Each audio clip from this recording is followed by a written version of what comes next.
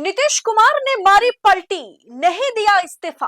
राजभवन से लौटते ही अमित शाह को अल्टीमेटम कि पहले सीएम पद की औपचारिक घोषणा कर दी जाए, फिर दूंगा इस्तीफा। बताऊंगी आगे आपको बिहार में क्यों हलचल फिर एक बार तेज हो गई है, तो आखिर तक वीडियो में बने रहे। नमस्कार, मैं हूं आपके साथ अदिति और आप 4 PM देख रहे हैं। नीतीश कुमार ने दोस्तों नहीं दिया आज इस्तीफा, पहले घोषणा फिर इस्तीफा दूंगा। बिहार में नई सरकार के गठन की तैयारियां जोरों शोरों से चल रही है, लेकिन नीतीश कुमार ने अचानक से यू टर्न ले लिया है। मोदी शाह की टेंशन उन्होंने बढ़ा दी है कि आखिर नीतीश कुमार चाह क्या रहे हैं, यह समझ पाना मोदी शाह के लिए बड़ा मुश्किल हो गया है। आज नीतीश कुमार इस्तीफा देने वाले थे। यह खबर आती है कि नीतीश कुमार ने इस्तीफा एक तरीके से उन्होंने सौंप दी है, लेकिन बिटवीन द लाइन या अंडर द लाइन जो खबर है वो मैं लेकर के आई हूं आपके लिए। सुबह से सब कुछ ठीक था कि नीतीश कुमार डिप्टी सीएम के साथ मिल रहे हैं और उसके बाद सब मिलकर के राजभवन पहुंचते हैं। सम्राट चौधरी के साथ वो राजभवन पहुंचते हैं, राज्यपाल से मुलाकात करते हैं और फिर इस्तीफा सौंपते हैं। लेकिन नीतीश कुमार ने एन मौके पर फ्लिप कर गए। नीतीश कुमार विधानसभा भंग होने के बाद सीएम नीतीश इस्तीफा देंगे, यह खबर निकल के आती है। नीतीश कुमार ने कैबिनेट मीटिंग के बाद राजभवन पहुंचकर राज्यपाल से मुलाकात की और यह सिफारिश की है कि 19 नवंबर को विधानसभा भंग कर दी जाएगी और विधानसभा भंग होने के बाद नीतीश कुमार सीएम पद से इस्तीफा देंगे। लाइन बाय लाइन आज तक की रिपोर्ट आपके लिए स्क्रीन पर है, जरा पढ़िए और गौर से समझिए।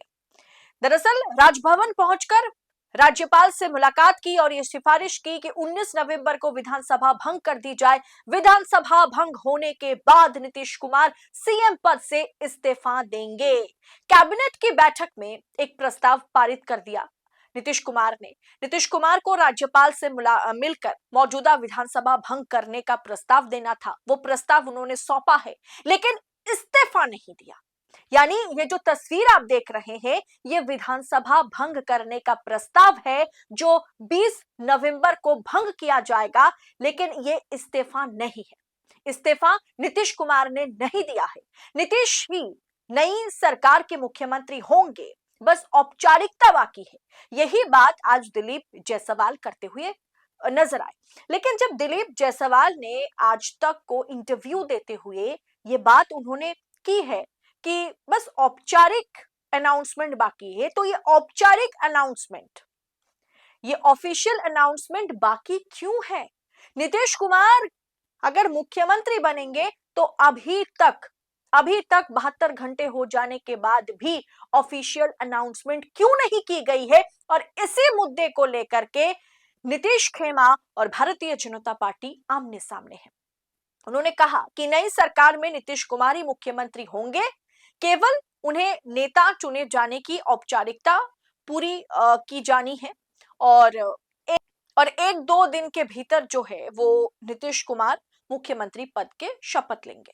लेकिन दोस्तों सवाल है कि भारतीय जनता पार्टी जब तक ना औपचारिक घोषणा करती है, तब तक मन में डर रहता है कि कहीं एकनाथ शिंदे जैसा हाल ना हो जाए। क्योंकि अगर एक बार नीतीश ने इस्तीफा दे दिया तो दे दिया। भारतीय जनता पार्टी चाहती है तो वो बगैर नीतीश के बाकी अलायंस की पार्टी के साथ मिलकर के सरकार बनाने की क्षमता रखती है।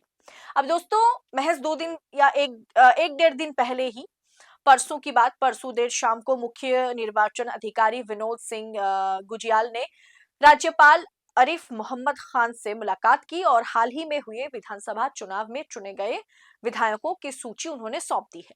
अब चुनावी परिणाम शुक्रवार को घोषित हुए थे। 243 सीटों वाली विधानसभा में एनडीए ने 202 का आंकड़ा क्रॉस किया, मतलब 202 सीटें उन्होंने हासिल की और बीजेपी को जिसमें 89 सीटें आई, जेडीयू को 85 सीटें और चिराग पासवान की पार्टी एलजेपी को 19 सीटें मिली। जबकि छोटे घटक दल की अगर बात की जाए तो दोनों मिलाकर के, यानी जितन राम मांझी और उपेंद्र कुशवाहा की पार्टी और बाकी गठबंधन की पार्टी को मिलाकर के अच्छी खासी सीटें आई हैं। अब देखिए दोस्तों 14 नवंबर को नतीजे आए और आज 17 नवंबर है। कोई औपचारिक घोषणा नहीं, बल्कि भारतीय जनता पार्टी के प्रदेश अध्यक्ष ये कहते हुए नजर आ रहे हैं कि नीतीश ही होंगे, सीएम नीतीश ही होंगे। बस औपचारिक घोषणा बाकी है, बस हम ऑफिशियल अनाउंसमेंट नहीं कर रहे। भाई क्यों नहीं कर रहे हैं, कर दीजिए ना। इसी बात पर तो नीतीश कुमार का खेमा, मतलब गुस्से में आग बबूला हो गया है। कोई ऑफिशियल अनाउंसमेंट क्यों नहीं, मामला यहीं पर फंस गया है। नीतीश कुमार इस्तीफा देते देते पीछे हट गए। नीतीश कुमार ने साफ कर दिया है कि पहले ऑफिशियल अनाउंसमेंट करें एनडीए कि नीतीश ही सीएम बनेंगे, फिर मैं इस्तीफा दूंगा। इस मामले में बीजेपी और नीतीश खेमे के बीच इस बात पर भयंकर बहस चल रही है कि पहले सार्वजनिक तौर पर घोषणा कर दी जाए कि नीतीश मुख्यमंत्री हो रहे, नीतीश मुख्यमंत्री बन रहे, और इसीलिए नीतीश कुमार इस्तीफा दिए बिना वो राजभवन से वापस आए। और ये साफ उन्होंने कर दिया कि पहले अनाउंसमेंट और फिर इस्तीफा।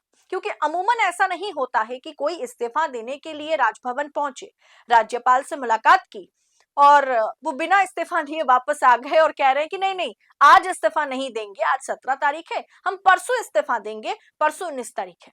ऐसा कभी नहीं होता। अगर नीतीश कुमार ने ऐसा कदम उठाया है तो इसके पीछे जरूर कुछ ना कुछ संकेत है, जो संदेश संकेत वो दिल्ली दरबार को देने की कोशिश कर रहे हैं। अब दोस्तों, नीतीश कुमार को जितना मेरी नॉलेज है या आप कह सकते हैं कि राजनीति की समझ है, नीतीश कुमार को मुख्यमंत्री बनाने पर भाजपा मजबूर हो जाएगी। नीतीश कुमार को मुख्यमंत्री बनाना पड़ेगा क्योंकि अच्छी खासी मैंडेट है। लेकिन नीतीश कुमार पर एक तरीके से दबाव बनाने की भी कोशिश हो रही है भाजपा आलाकमान द्वारा कि आखिरी मोमेंट पे, मतलब नेगोशिएशन के साथ नीतीश कुमार को मुख्यमंत्री पद ऑफर किया जाए। क्योंकि सिर्फ मुख्यमंत्री वाली बात तो नहीं है ना, साथ ही साथ कैबिनेट में किसे कौन सा आप कह सकते हैं कि सेक्टर दिया जा रहा है, कौन सा डिपार्टमेंट दिया जा रहा है, कितनी सीटें कैबिनेट में दी जा रही है, बहुत सारा मैटर है जिसे लेकर के भाजपा आलाकमान और नीतीश के बीच आप कह सकते हैं रस्साकसी जारी है। और इसी के चलते आखिरी मोमेंट तक नीतीश कुमार को सीएम के तौर पर घोषणा एनडीए आलाकमान नहीं कर रहे हैं। और इधर नीतीश कुमार भी, वो भी कई कैबिनेट मंत्रियों की डिमांड रखे हैं क्योंकि 85 सीटें उनकी पार्टी को भी मिली है। अब ऐसे में इन मौके पर जाकर के वो इस्तीफा देते देते फ्लिप कर गए। और आगे देखना दिलचस्प होगा कि ये बात कितनी सीटों पर, कौन कौन सी मंत्री पद पर, कौन से डिपार्टमेंट पर आकर के सुलझती है, ये आगे देखेंगे। फिलहाल इस पूरे विषय पर आपकी राय क्या है, कमेंट बॉक्स में हमारे साथ साझा करें। एनडीए में सब कुछ ठीक नहीं है। नीतीश, मोदी और शाह के रिश्ते को जिस तरीके से मीडिया पर आंका जाता है वो वैसा का वैसा नहीं है। ये तो आपको समझ में आ गया कि इन मौके पर दोनों ही एक दूसरे के साथ खेल करने की पूरी कोशिश में लगे हुए हैं, एक दूसरे को सबक सिखाने में, अल्टीमेटम देने में, चेतावनी देने में लगे हुए हैं। फिलहाल इस विषय को आप किस अंदाज में देख रहे हैं, कमेंट बॉक्स में अपनी राय शेयर करें और ऐसी तमाम खबरों को यूं ही पाने के लिए 4 PM न्यूज नेटवर्क के साथ बने रहे। मुझे दीजिए इजाजत, बहुत बहुत शुक्रिया आप सभी का। जय हिंद, जय भारत।